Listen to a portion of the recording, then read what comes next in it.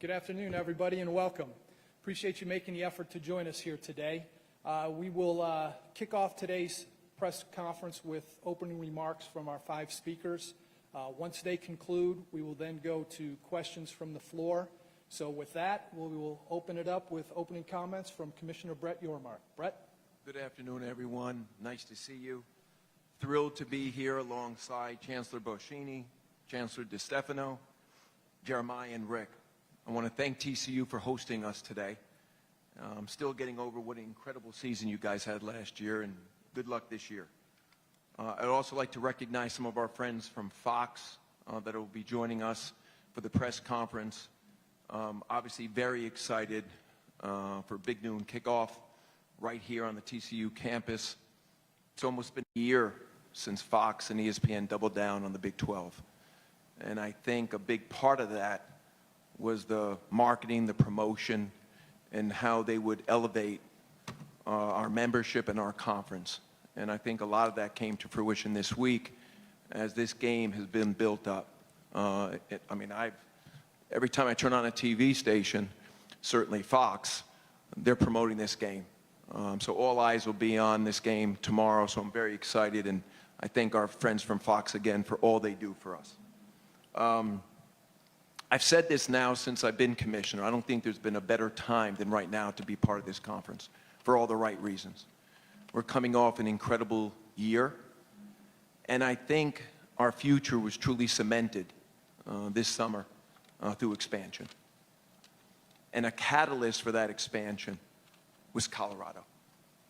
And I want to thank Phil, Rick, for your fortitude, for your vision, for making a bold move.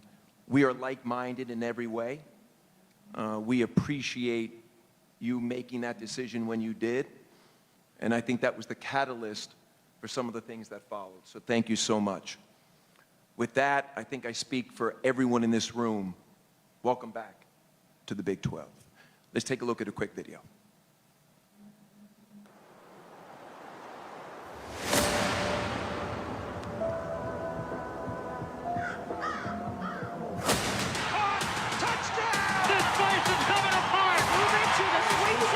Colorado advances. They will win the Big 12 championship.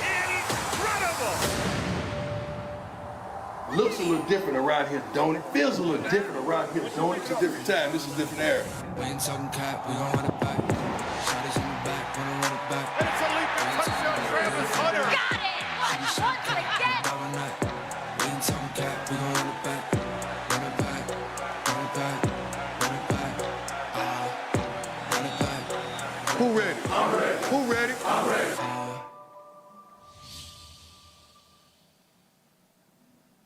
Okay. Thank you. All right, next up is our host, TCU Chancellor Victor Boschini. Victor? Well, good afternoon, everybody, and welcome. Thanks for everybody for being here. This, of course, is an amazing atmosphere to kick off our 2023 season, and what a great coincidence that we're playing the newest member of our league. I just think this couldn't have worked out better. I want to thank everyone involved with the Colorado Buffaloes for coming over and playing. And I also want to take a minute to thank everyone involved with our athletic program, all our student athletes who are incredible, our coaches, our administrators, thank you so much. Especially our athletic director, Jeremiah Donati, who spearheads all of this and does a great job for us. Also, of course, we can't forget our great head coach. Last year's incredible football success wasn't overnight. It took us about 2 decades of planning and working to get there. And we're going to prove this year that it was not just an overnight thing either. We're committed to providing all of our students with the best experience possible, both academically and athletically.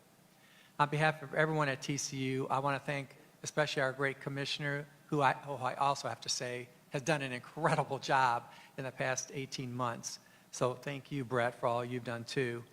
And I also want to thank all our fans. We have the best fans in the country, and they're going to be out there tomorrow, and I hope the Colorado Buffaloes hear them loud and clear.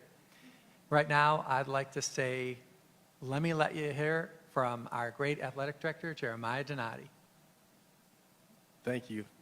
First of all, welcome everybody. Good afternoon.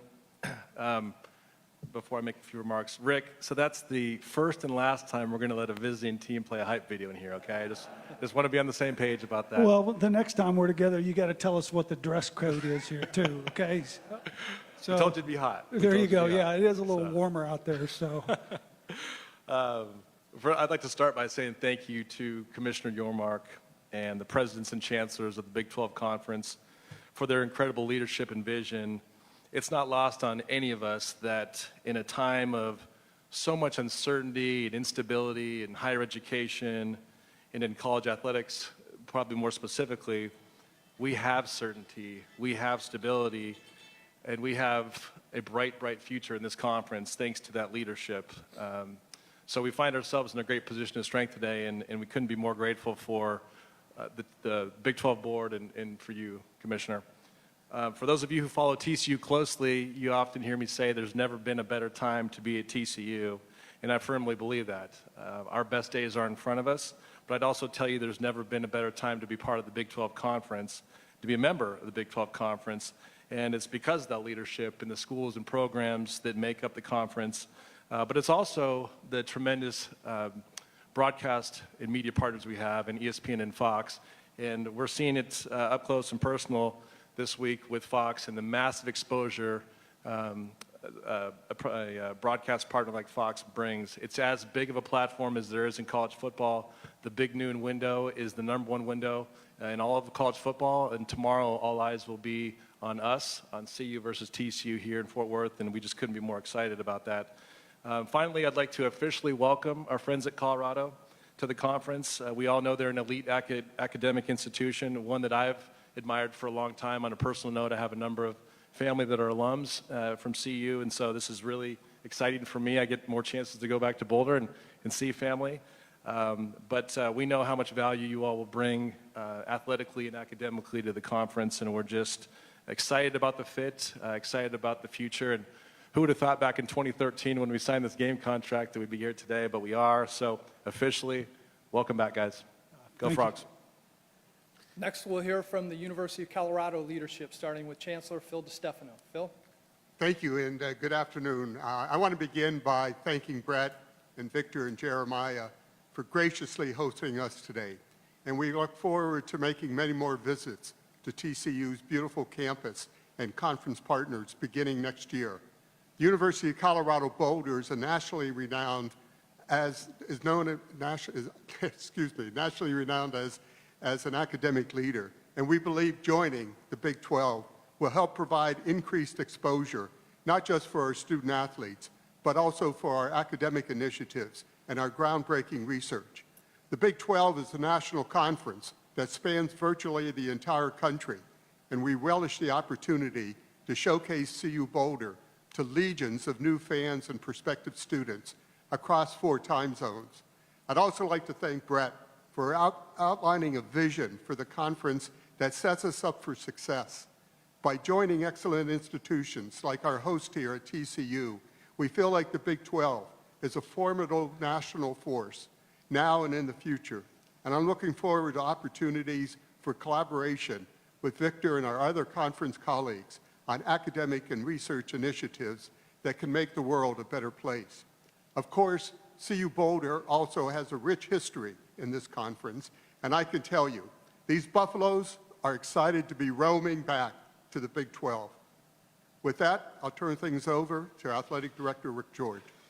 thanks, Chancellor, and thanks, Chancellor Boschini and Brett, Jeremiah, my friend down there that doesn't tell us how to dress.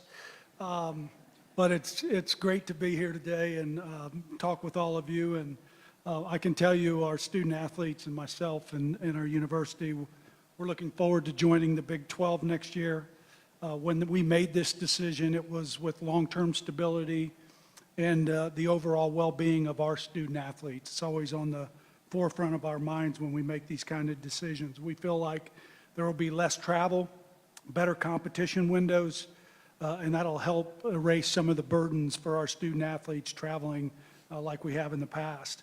The Big 12 has relationships with the 2 biggest TV partners in the industry, our friends ESPN and Fox. And, you know, I can't tell you, you know, watching Fox over the last 7 or 8 days, and I wake up with Fox in the morning in Denver, and I'm here this morning, and I wake up and they're talking about this game tomorrow, and the amount of exposure that they're giving both of our universities in this conference is significant. So we're excited about that, and we think it's a great platform for our student athletes to be able to show what they do and to be on the best stage in the country and in college athletics. So we're excited about that.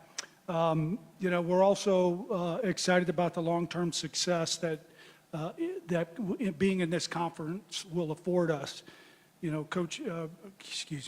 Commissioner Yormark has a vision for this conference, and it's about connecting with young people and making this a really innovative conference. And I feel strongly that that's exactly what we do. It's a tremendous fit for us. It offers our university, our athletic department, our student athletes long-term stability. And we're excited. Our student athletes are excited, but we're a member of the Pac-12 until August 2nd of 2024, and we're going to be great members of the Pac-12 through the rest of this season. And it all kicks off in football tomorrow against TCU, and we're excited about that. We're excited about getting back to some old rivalries that we've had in this conference. And Jeremiah and I hate each other, so that's another rivalry right now, and I'm excited to build on that. But we know that this conference has some of the best, most passionate fans in the country, and we're looking forward to playing in front of full crowds in all of our away games and having you come to Boulder and enjoying the beauty that we get to see every day. So appreciate everybody being here today, and Bob, I guess I'll turn it back over to you. All right. Thank you, gentlemen. We will now take questions from the floor. To ask a question, please raise your hand, wait for the microphone to arrive, and when it does, please state your name and affiliation, please. First question right here on the aisle.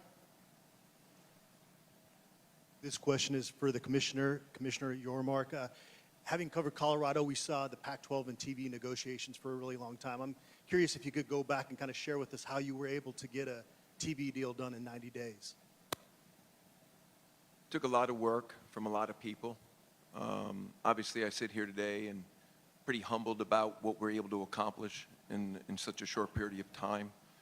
When I came here and I was introduced to the media, literally my first day on August 1, we had a vision for stability and clarity for this conference moving forward, and we felt the best thing to do in order to accomplish that was to work with ESPN and Fox on an early renewal. Thankfully, Fox and ESPN were open to it. They welcomed the opportunity. And, for us, it was always about being the best version of ourselves. We weren't chasing, what the SEC was doing or the Big Ten. It was, could we get to a fair deal? Could we get a deal that would provide us with the stability and clarity we were looking for? And candidly, could we do a deal that wasn't too long-term so we could get back into the market before maybe some of the other Power 5 conferences? And we accomplished that all and more. It was about the economics, but it was really about partnership. As you've heard today, unprecedented partners in Fox and ESPN. What Fox has been doing to promote this game is indicative of where this conference will be over the course of the next 7 years. And we're thrilled that they're here today, and we're thrilled with our partnership with ESPN. So it's worked out great for this conference, and I think it's been a catalyst for many of the things we've been able to do this year. Next question, second row, far end. Or first row, far end. Mac Engel, Fort Worth Star-Telegram. Commissioner, I don't know if you knew this, but there was quite a reaction to some comments that you made out in Lubbock last week, I think. I realize it was probably in jest, but considering the reaction to it, do you have any interest in clarifying it or anything along those lines? Well, it's interesting. Before I got here today, my wife said, don't answer any questions, okay? And my wife is here tonight, or this afternoon, Elena, and she is celebrating her birthday this weekend. So it's a big moment for the family. Happy birthday. Came in from New York. The only thing I would say about my comment last week is, I learned many years ago, you speak to your crowd and you have fun.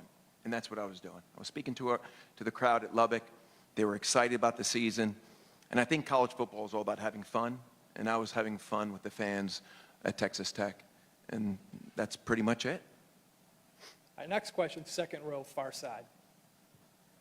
Yeah, for Jeremiah and Victor, does SMU's move to the ACC today, does that affect the future of that rivalry? Possibly. So y'all are aware, I mean, this is not breaking news, but we schedule, almost 10 years out in football. So we're pretty far out there right now. But we'll see. I left the door open for that at the time. We have a Power 5 mandate in our conference. And so, like this year we play Colorado. Next year it's Stanford, North Carolina, Duke, Purdue. So we're scheduled out a ways. But I'm always open to it. I have a lot of respect for SMU and for that rivalry. And so it just didn't make sense for us to continue to do a home and home. I mean, this is the Big 12 gauntlet. If you start at the end, which is playing in the CFP, now that goes to 12 teams, you want to give yourself more chances to play at home. And so that's what the decision was about. But yeah, the door's open. So when the dust settles, we'll have a discussion with them. Next question.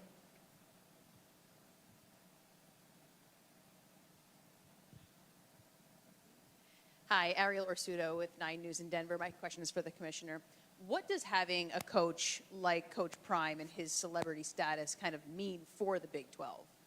I think it's great. I mean, you see what what Coach is doing now for Colorado. And it's not just the football program, it's the entire ecosystem. I mean, he's elevated, amplified everything. And he's got a lot of star power. And as you can see from our friends at Fox, they're promoting this game, a little bit of Dion, a little bit of the game. So I think it's great for the conference. And I had an opportunity to spend some time with him last week. Very excited about the work he's doing, truly committed to making Colorado the best they can be. And we welcome him and Colorado next year into the conference. It's exciting. Front row, center aisle. To that, I think the way Coach uses social media, I think really fits with what the Big 12 is doing, and I think there's a tremendous fit and alignment on that as well. I'll just add that the alignment with what Coach Prime is doing, what we're doing, connecting with youth culture, getting on the consciousness of future student athletes, celebritizing what we do, and eventizing at the same time, there's great alignment there. So we're really excited about Colorado coming to the conference.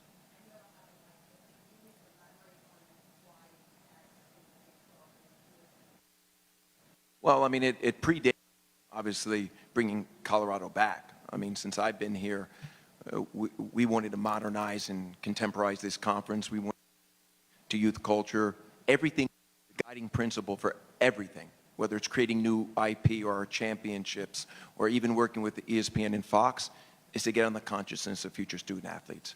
And that's what he's doing as well. Thank you. Front row, center. Stephen Hawkins with the AP. Brett, as Jeremiah just said a minute ago, in 2013 when they scheduled that game, they never anticipated being where they are right now. When you took this job a year ago, I know you had a plan, you did this, but could you have ever anticipated Colorado being a catalyst for what you've been able to do and for everything to have happened the way it happens, not only for your league, but around the world, around the country? Well, I mean, speaking on behalf of the Big 12, I think we've exceeded our expectations. We had a plan. We went through a lot of scenario management. We modeled lots of different ways to approach expansion and just how do we build the Big 12. It probably came a little quicker than we thought. Candidly, getting the four corners to me was the dream scenario. And, we dream big in the Big 12 now, and we will continue to do that. My belief was that if we got one, we had a chance to get more. And Colorado showed some fortitude and vision. They were very bold in their decision-making, and that was the catalyst. So we're excited to be here. Back row on the end. Pat Rooney from the Boulder Daily Camera. For the commissioner, actually I have a basketball question. Wondering how much talk you've gotten into yet about what the schedule will look like next year. I know this year you're doing kind of a hybrid of home and homes and single dates. What will that look like next year, and are you considering moving to a 20-game schedule at all? We're working on all of that right now. We're having conversations about a 20-game schedule, but nothing's definitive right now. We're working with our ADs. We're working with the coaches. We're working with, obviously, the new incoming members for next year. So we're vetting out all the possibilities right now, so we haven't made any definitive decisions. But I will say we further cemented ourselves as the #1 basketball conference in America. And we're thrilled with obviously Colorado and their growth in men's and women's basketball, Arizona, obviously Utah, Arizona State. We've gotten better. Very excited about that. Any other questions?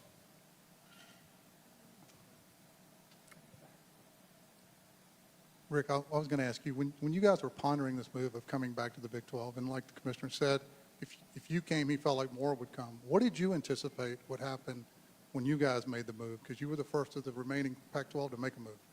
Look, we were focused from the start on what's best for Colorado. And, you know, we weren't thinking about what other dominoes may or may not fall.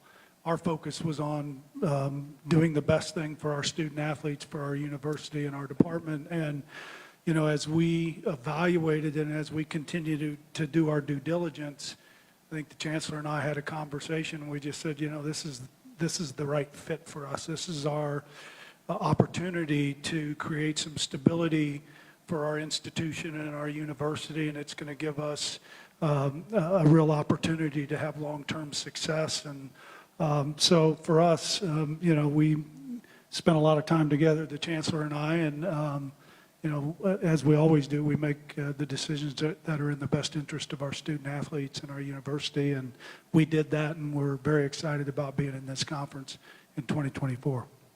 And I would just add that my top priority as Rick's was what's best for the student athlete, and making sure that our student athletes have the opportunity to be on ESPN and Fox every week, that they play East Coast, West Coast. It all comes down to what was best for our student athletes. Okay, all the way back to television cameras. Newey Scruggs, NBC Dallas. Question for you, Brett. Big 12 Media Days, I asked you, are you the #3 conference? And you said, you put me on the spot, we're the #3 conference. We saw what happened to the ACC today. Do you still feel that way? And for Jeremiah, what's next in terms of everything that you've been building here? Is there anything else in terms for this football stadium and the program that you want to get done next? Well, first of all, it's good to see you again, my friend. And secondly, we are cemented at #3 and moving up. Well said. You know, there's no finish line. And so I would tell you that as good as last season was, we weren't surprised by it. We've been building, as the chancellor mentioned, we've been building for this for a long time. So when you have success like that, you know, you have, the risk is you become complacent, like we've made it, right? And we're not that way. We're already building towards our future. We're set to announce a $50 million expansion of our physical performance center and restoration wellness area that'll also have a football training center component too. And then, you know, when you talk about the landscape and NIL, I mean, there's lots of opportunities for improvement that we're constantly monitoring. And, you know, I'd say that we left a lot of meat on the bone last year. You know, we lost in the national championship game. We were a couple points away from making the Sweet 16, and we lost to the College World Series champion by a run. So the way I look at it is there's more to do. We'll return to the front row on the far side here. Thank you. Commissioner, I'm going to need you to look at a crystal ball here if you can. We've seen a lot of changes in college athletics the last 5, 8, 10 years. Looks kind of like consolidation. Should we expect more of that in the next 5 to 8, 10 years? I don't have a crystal ball, but I will tell you that I'm a firm believer that we're not immune to consolidation. This industry is not immune to it. Every industry goes through it. And I do believe that consolidation breeds stability. And for our student athletes, they want stability and clarity. And I can tell you the student athletes that are joining this conference next year are really excited to be here for all those reasons and more. We'll go back in center aisle, second row. My question is for both Rick and for Phil. All of the work you guys did in the offseason to bring Prime here to Colorado really culminates tomorrow with the big noon kickoff. Just kind of how excited are you to see your product really on the field? You want to go? Look, I'm just glad it's finally here. And, you know, that we get to kick off the football season tomorrow. And, yeah, we're excited about the season. We're excited about, you know, what our expectations are and what we think we can do. You know, we've got a tough opponent, runner-up to the national championship last year. And, playing it on the road on Big Noon is a real opportunity for us too, and we're going to relish that. And I think our team will come out and play really well, and our expectations are always high, and Coach Prime's expectations are high, and I share those. And we're going to kick it off, and we're going to have a hell of a fight tomorrow, and it'll be a lot of fun. And I'm most excited about our student athletes and our fans. Our fans have stuck with us, and I believe we have about 2,000 coming tomorrow for the pregame, and that's a record number of fans coming to the pregame. So I'm very pleased for our fans. They deserve to see Prime, and they deserve to see our student athletes out there competing. And we'll take one more question. Mark Johnson with the Colorado Sports Network. This is for Rick and the commissioner. I'm wondering about how does the courtship work out when this was in its beginning stages, if you will? How does that process work? Rick, do you call Brett? Brett, do you call Rick? How does the whole thing happen? How does that relationship start? Well, Mark, I'm very transparent, so I'll tell you that we're really not going to get into the steps that it took to get there. But we had a mutual respect for each other, and we had conversations, and our chancellor was involved along the way. And again, we made the right choice for Colorado, and we couldn't be happier where we are. You want me to answer that too? Yeah, I want to hear Listen, this. All I'll say is we ended in the right place, and we're just thrilled. So. All right, that will conclude today's session. Thank you again, everybody, for joining us today. Have a great Friday, and we'll see you tomorrow. Yeah, thanks, everybody. Thank you very much. Thank you.